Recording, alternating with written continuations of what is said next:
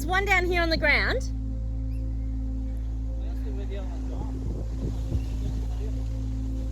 I don't know. We'll have to have a look.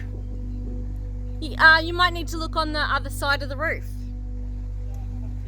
We had storms last night and this morning, and they were awful. They were so strong, it was ridiculous. Apparently about 100k winds. So surprisingly we haven't copped much damage. We had a few things blow down, like the little table. That's nothing much. I'm thinking we've actually survived not too bad.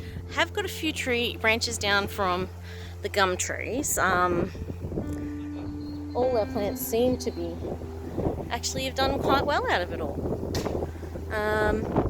The bungalow did sustain some